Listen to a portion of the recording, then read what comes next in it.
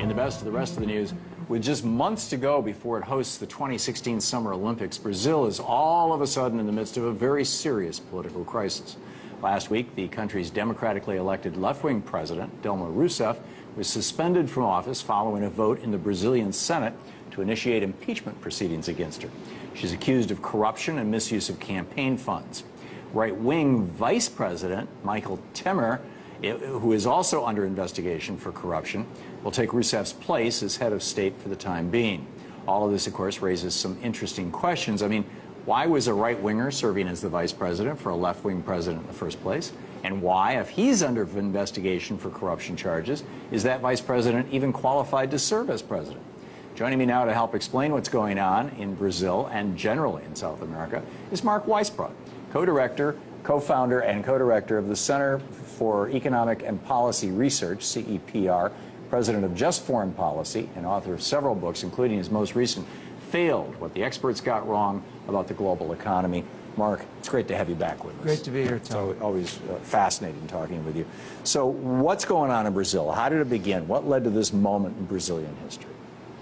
Well, what led to the moment, I would say, is the right wing there couldn't win elections for 4 elections in a row, so almost 16 years.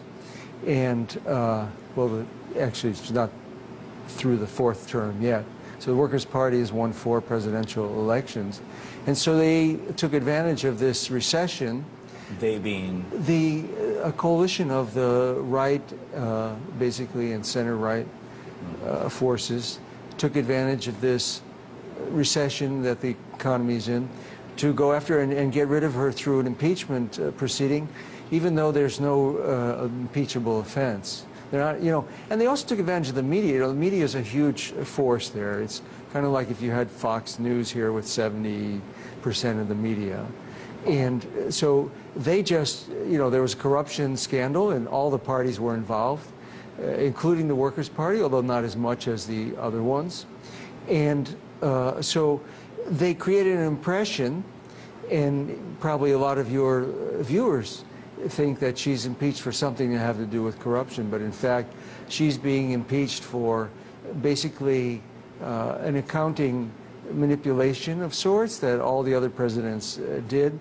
It's just basically using money from a state bank to make the budget balance look a little better than it was. Wow. I mean, that's the kind of stuff Scott Walker does. It's kind of stuff the federal government has done too. So, yeah, I mean, the narrative that I get from like, you know, the kind of Wall Street Journal narrative, the conventional American, semi-conservative, mainstream narrative of what's going on in South America in general, is that, you know, we've had a couple of decades, maybe a decade and a half anyway, of somewhat left-wing governments in South America, in Argentina, in Venezuela, and in Ecuador, and Paraguay, and in Brazil, and Chile, and they're all failing. And they were only successful because, you know, in Venezuela they were exporting oil and it was over $100 a barrel, so they could have a healthy welfare state.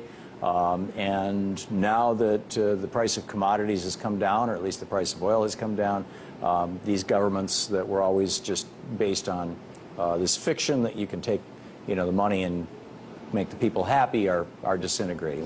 Is there any truth to that narrative? Not really. I mean, you know, there's truth to the fact that the Latin American region is in recession this year. It's projected to shrink by about 0.5%.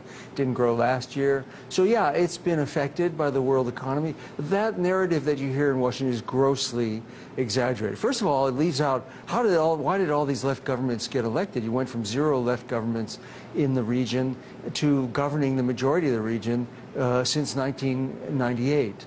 That is, in that period, in the last 15 years. So how did that happen? Because you had 20 years where you had very strong influence from the United States and the International Monetary Fund, and there was a terrible economic failure. For 20 years, you had almost no growth of income per person. During the 80s and 90s. Yeah, during the 80s and 90s. And then they turned this around, and they brought the poverty rate down from 2002, when it was higher than it was you know, 20 years, more than 20 years earlier. It was 44%, came down to 28% in the region. And a lot of that was the result of these left governments, the economic growth, the employment they created, the programs that they had. Brazil is a good example. Why couldn't they get rid of the Workers' Party? Because they reduced poverty by 55%, extreme poverty by 65%, doubled the minimum wage in real terms. And yes, it was sustainable, especially in Brazil. They have $350 billion in reserves. They're not facing any kind of balance of payments crisis. So over the last couple of years, what mistakes have the Dilma Rousseff administration made that would cause Brazil to be in a recession? If they have got $350 billion in reserves, they would have the ability to stimulate themselves out of this recession, you would think. Yes, and they should have, and I think that was the big mistake. After 2010, where they grew 7.5% that year, they started to slow the economy. They tightened. Did she buy the austerity sales pitch? Well, she appeared to. I mean, I don't know what she really believed.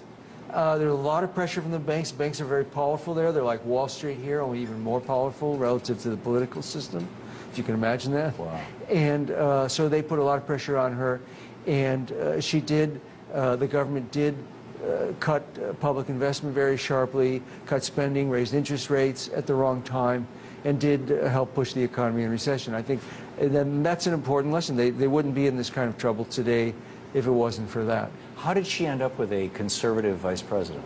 Well, that's part of the deal making in Brazil. You know, the Workers' Party can't win the Congress. It's a very corrupt system, and it's set up to be corrupt. You don't have parties like you have in most countries that you know of, where there's some kind of, except for the Workers' Party, most of the parties, you know, are more just candidates who try to get money from various interests. And so they're collections of factions rather than ideological, holistic And they're really parties. corrupt. I mean, it's hard to get anything through Congress without bribes, you know, in that system. So, you know, that's part of the story. And, you know, there's also an international dimension to this story that I think a lot of the media here, of course, is missing, and that is the United States been trying to get rid of all these left governments the whole time, and they succeeded in some, as you know.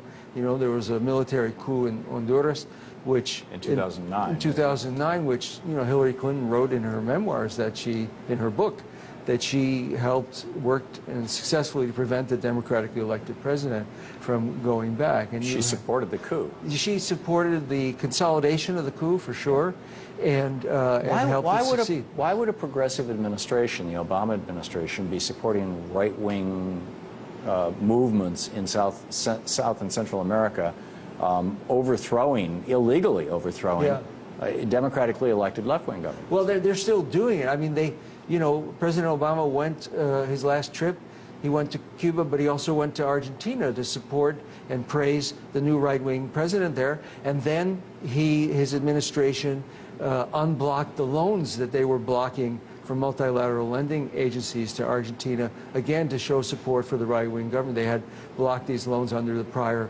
left government. And then also in Brazil, you see they're more careful in terms of they don't want to say anything.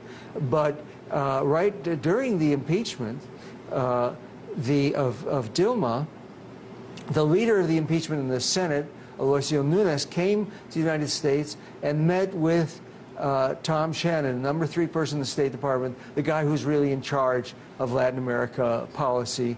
And, you know, Shannon didn't have to meet with him. That was a signal. That was a way of showing the opposition the United States is on their side. So we're saying to all the right-wing governments in Central and South America, wink, wink, nod, nod, we're on your side. Yeah, and the movements as well. And regime change is something that is acceptable. They will support.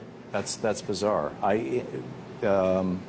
Is this like, have we reached this dystopian time when, you know, the multinational corporations in the United States and the media, who don't talk about this in the United States, and the multinational corporations in Brazil and Argentina and other countries in South America, and their media, who are all corporate now, or, you know, sort of like Fox News, have become the tail that wags the dog of what should be government?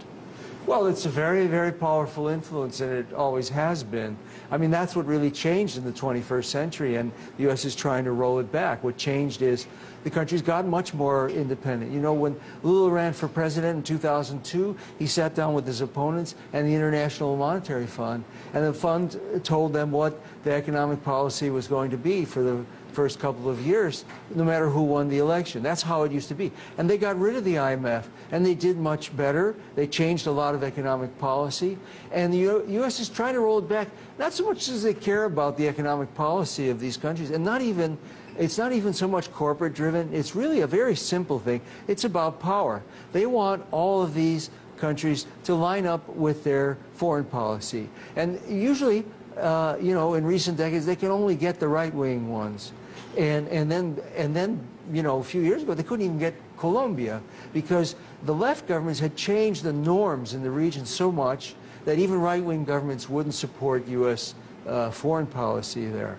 And so that's what they're trying to get. You know, the new foreign minister of Brazil under this new government, he's somebody who ran for president in 2010, José Serra, and he ran on a platform, a foreign policy platform, trashing all of his neighbors, going against Bolivia, accusing them of collaborating with drug trafficking, criticizing them for opposing the coup in Honduras and opposing the United States. So that's what they're getting if they get this government to stick. You know, they're going to get a foreign minister who's going to do what they want. Wow, that's absolutely remarkable. Mark, I so appreciate your in-depth knowledge of the region and your willingness to come here and share it with us. Mark Weisbrot. Thank you. It's great having you with us. Great to be Thank you here. so much, Mark.